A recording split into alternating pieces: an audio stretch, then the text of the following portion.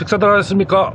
요즘 장거리 라이딩을 혼자 다니고 있습니다. 친구와 둘이 다니는 것과 비교하면은 일찍 출발하고 일찍 복귀하는 것 외에는 아무런 장점이 없는 것 같습니다. 중간에 쉬는 것도 잘 안 하게 되고 밥 먹는 것도 마음대로 먹을 수 없는 그런 이유로 밥을 안 먹기도 하는 여러가지 부작용이 있는 것 같습니다. 대한민국 독고다이 라이더 여러분, 파이팅입니다. 네, 오늘 이야기는 요즘 인기몰이를 하고 있는 레트로 열풍으로 오래된 화석 오토바이를 리뉴얼, 개조, 하여간 고쳐서 타고 다니시는 분들이 많은 듯 해서 그에 관한 이야기를 해보겠습니다. SNS나 유튜브에 오래된 화석 바이크를 개조하고 고치는 영상이 많이 올라오죠.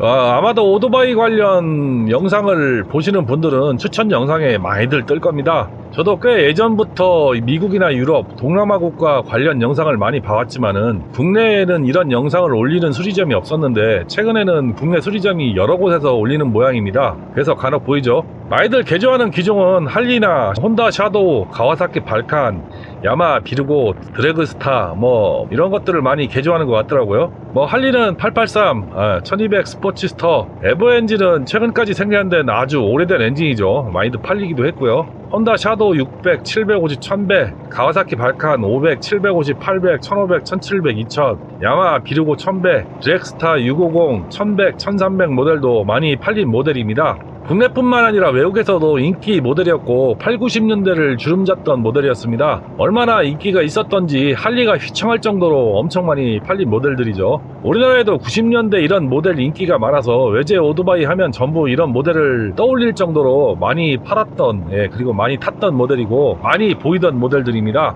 지금 중장년이 된 분들이 10대, 20대에 정말 많이 보이고 외제 오토바이에 갈망하던 꿈의 모델이었고 젊었을 때 많이 타던 모델이라 향수가 가득한 모델이기도 합니다.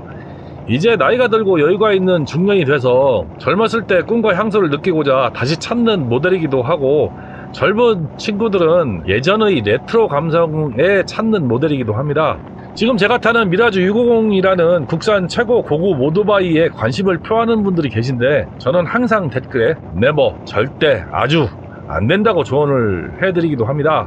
자, 그럼 왜 그렇게 말리는 것인지 이유를 들어서 이야기해 보도록 하겠습니다. 단종된 화석 바이크는 부품 수급이 가장 문제죠. 일각에서는 알리바바나 일본 라쿠텐, 미국 아마존, 이베이에 많은 부품이 있어서 문제없이 운영이 가능하다고는 합니다. 그건 오토바이를 직접 고치거나 수리를 할 줄 아는 분들의 이야기고 그렇지 못한 라이더들에게는 있으나 마나한 그런 매한가지 얘기죠. 또 부품 목록을 찾는 것도 문제고 연식에 따라 약간씩 달라지는 부품도 골라내기 힘든 일이고 문제는 정확한 부품을 주문해도 맞는 부품이 올 가능성을 딜러의 양심에 맡겨야 하기 때문에 어려운 일이 됩니다. 여러모로 오토바이에 대한 전문 지식이 없이는 시도하기 어려운 일이죠. 솔직히 일반인들은 시도도 어렵습니다. 만약 여기까지 오토바이 고장 부위를 확인하고 부품을 수급하는데도 몇 달이 걸릴 수도 있습니다. 막상 부품 수급에 성공을 해도 수리해야 하는 부담이 있죠. 내가 직접 할 것이냐 정비샵에 맡겨야 할 것이냐 문제도 복잡합니다. 전 과정에 소위 말하는 대가리 깨지는 일이 머리 아픈 일이 한두 가지가 아니죠. 이 과정이 다 극복이 돼도 막상 완벽하게 고치지 못하는 경우도 다반사고 수리하는 과정에서 다른 부분이 부실하거나 고장이 난 경우를 발견하게 되면은 처음부터 다시 이 과정을 반복해야 합니다. 정말 돌아가시는 경우가 생기는 거죠. 미치고 팔딱 뛰는 경우가 생기는 겁니다. 그렇다고 그냥 타고 다니는 것은 위험하기 때문에 수리를 하지 않을 수가 없습니다. 그래서 그 다음 차선책은 중고 부품을 사용하는 거죠.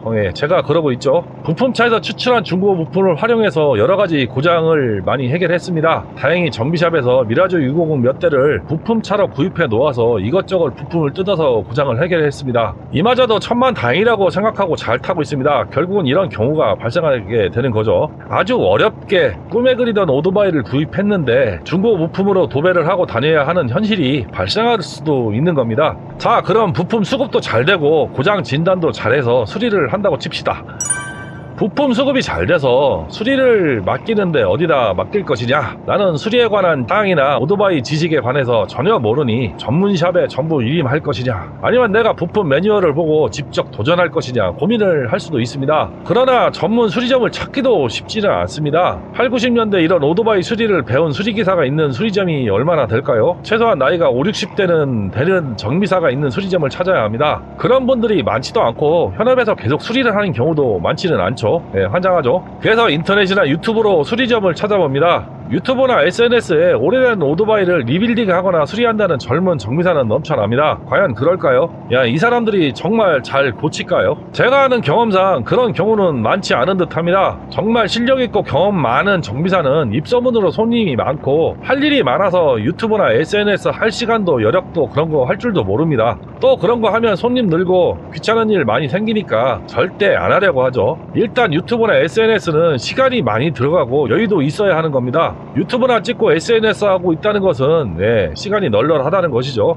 결국은 손님이 없다는 겁니다. 왜 손님이 없는 것일까요? 그렇게 실력이 출중한데 답은 나온 거죠. 다 그렇다는 것은 아니지만은 제 생각이 얼추 맞을 겁니다. 또 그렇게 홍보하는 샵은 엄청 친절하죠. 그래서 한 놈 걸리면 가게세 빼고 한 놈 더 걸리면 인건비 뽑는 뭐 그런 경우도 있다고 합니다. 실력 좋은 정비사들은 가보면은 아주 친절하고 상냥하고 그런 거 별로 없습니다. 바빠서 그런가 뭐 생각도 해봤습니다만은 친해졌다고 생각했는데도 어딘가 벽이 있는 듯 하기도 합니다. 싫으면 다른 정비샵 가라고 대놓고 말하는 것도 봤습니다. 돌고 돌아서 다시 그 샵으로 오게 되어 있답니다. 뭐 실상은 그렇죠. 또 한 번 환장하고 미치고 팔짝 뛰는 경우가 발생하죠.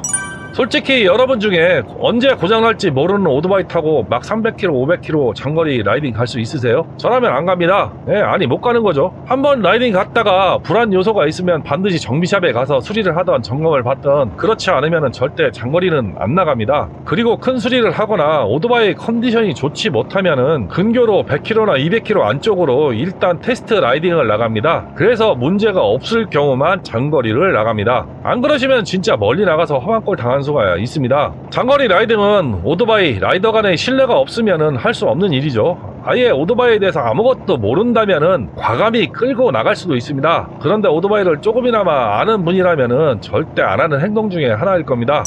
연식이 오래되거나 운행 마일리지가 많은 오토바이 특성은 어느 한 곳만의 문제가 아니라 전체적으로 문제가 있다는 겁니다. 엔진, 미션, 구동계, 브레이크, 베어링, 나사, 도색, 크롬 광택 등 어느 하나 멀쩡한 게 없을 경우도 있습니다. 또 외형적으로는 멀쩡해 보이는데 까보면 완전 골아있는 경우도 있죠. 한마디로 폭탄일 가능성이 아주 많습니다. 엔진만 딸랑 소리한다고 오토바이 굴러가는 것이 아니죠. 운행 마일리지에 따라 미션도 문제가 있을 수도 있고 눈에 잘 안 보이는 베어링이 문제가 생겨서 운행이 안 되는 경우도 있습니다. 꼭 수리를 해야 되는 부위는 해결하기도 오히려 쉬울 수 있습니다. 그런데 눈에 잘 안 보이는 곳에 볼트나 너트가 빠져서 도망가거나 막 그러면은 찾기도 힘들고 안 고치자니 잡소리가 신경을 거슬리고 환장하는 경우도 있습니다. 또 손대기 힘든 고무 부싱이나 베어링이 제 성능을 발휘 못하면은 그 또한 알아내기 힘듭니다. 만약 전기장치 고장의 경우는 대부분 배선 문제가 많은데 이런 경우도 일일이 확인하며 수리를 해야 하는 것은 시간적으로나 비용적으로 고통을 감내해야 하는 경우가 생기기도 합니다.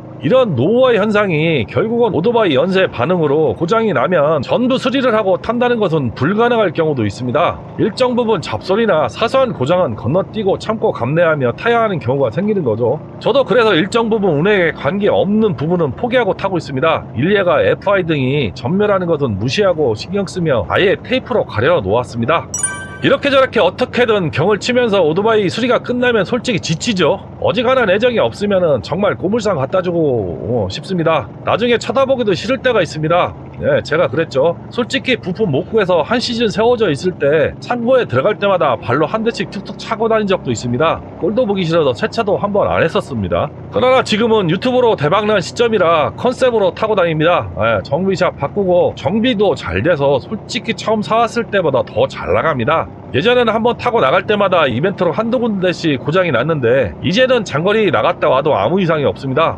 솔직히 고장이 안 나니까 살짝 불안한 것은 사실입니다. 이게 마지막 바짝 힘쓰다 언제 확 가는 거 아닌가 살짝 의심은 하고 있는데 그래도 즐겁습니다. 여러분이 좋아해 주셔서 열심히 생명이 다할 때까지 탈 겁니다. 여러분도 저처럼 삽질을 몇 년은 해야 아마도 제대로 고쳐서 안심하고 타고 다닐 수 있을지도 모릅니다. 아니 그 정도 되면 고장이 안 나도 의심되는 상황이 될 겁니다. 이러면 자신있게 타고 다닐 수 있을까요? 그나마 저는 오토바이에 대한 이해도가 약간은 있어서 간단한 고장은 조치할 수 있는 수준이지만은 그렇지 못하다면은 결국은 다 돈으로 시간으로 발라야 해결이 가능한데 감당하시겠습니까? 저라면 안 합니다. 그냥 새 차 사서 편하게 탈 듯 합니다. 반대로 이런 상황을 은근히 즐기는 사람도 있습니다. 예, 저 같은 사람이죠. 좀 변태 같지만은 기계 만지작거리는 것을 좋아하는 사람 중에 이런 상황을 즐기면서 도전적 자세로 해결하고 그것으로 만족감을 느끼는 분들도 있습니다. 이런 분들에게는 정말 강력 추천합니다. 시간도 잘 가고 나름 재미도 있고 할만합니다. 다만 공부도 있어야 하고 시간도 많이 들어가고 돈도 많이 들어갑니다. 감안하시고 도전은 하셔야 하죠. 자, 그럼 그럴 가치가 꼭 있는 것이냐? 난 반문을 하실 수 있습니다. 예, 아닙니다. 누구에게는 가치가 있을 수도 있고 누구에게는 가치가 없을 수도 있습니다. 그럼 어떤 분에게 가치가 있을까요? 나만의 독특한 오토바이를 원하시는 분들은 이런 분들에게는 엄청난 가치가 있을 수도 있습니다. 일부 제시한 기종 중에는 시간이 흐르면 흐를수록 금전적 가치가 상승하는 모델도 있습니다. 실제 완전 복원된 아주 오래된 레어한 모델들은 부르는 것이 갑일 정도로 수억을 웃돌기도 합니다. 그런데 그런 오토바이가 국내에 몇 대나 있을까요? 없다고 보시면 됩니다. 결국 흔하디 흔했던 모델을 복원해도 돈은 안 됩니다. 혹시나 정말 주인 만나면 시세보다 약간은 비싸게 팔 수는 있겠지만은 거기에 들인 부품값이나 공임, 시간을 생각하면 돈 벌었다고 생각할 수 있을까요? 그래도 나름 꿈과 로망을 가졌던 모델을 탄다는 자부심이 있을 수는 있습니다. 타고 나가면 오, 상태가 아주 좋은 오토바이네요 라는 소리는 들을 수 있겠죠. 샤도우가 아무리 깨끗하고 잘 정비되었다고 해도 샤도우죠. 할리 옆에 서면은 그냥 마음 상하고 들어옵니다. 장담합니다. 시간과 돈이 많으신 분, 이런 분들에게는 정말 좋은 장난감이 될 수 있습니다. 시간도 잘 가고 고치는 맛은 있습니다. 막 내가 내 손으로 고쳤다는 자부심도 있습니다. 다만 거의 새 차 한 대 값이 들어갈 수는 있습니다. 교보제로 활용하면서 오토바이 DIY 하고 싶으신 분들, 저렴한 폐차급 하나 구입하셔서 뜯고 붙이고 조립하고 하면서 오토바이를 알아가는 재미가 있습니다. 이게 한 대만 해보면은 오토바이 구조가 거기서 거기라 다른 오토바이도 쉽게 적응해서 DIY 할 수 있는 자신감이 생깁니다. 저도 처음에는 300cc 스쿠터로 그러면서 탔고 미라주도 그러고 있습니다. 해보면 나름 재미는 있는데 할수록 열받는 것도 있습니다. 바쁘시고 이런데 취미생활 없으신 분은 절대 비추천합니다.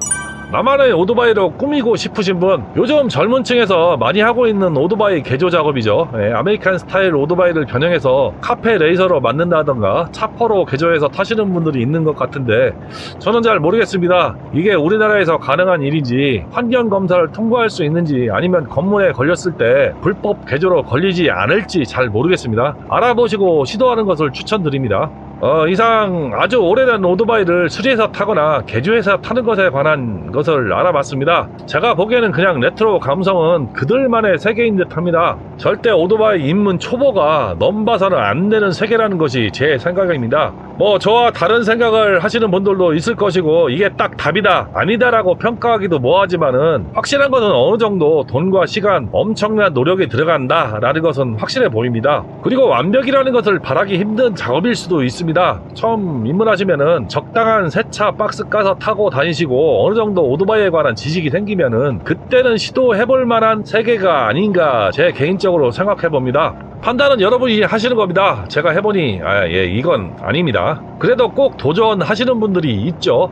그리고 후회하죠. 사람이 참 그런 게 똑인지 된장인지 꼭 찍어 먹어 봐야 직성이 풀리는 사람이 있습니다. 말리지는 않겠습니다. 잘 판단하셔서 후회하는 일이 없도록 하시기 바랍니다. 오늘 이야기는 이것으로 마치도록 하겠습니다. 오늘도 시청해주셔서 감사합니다.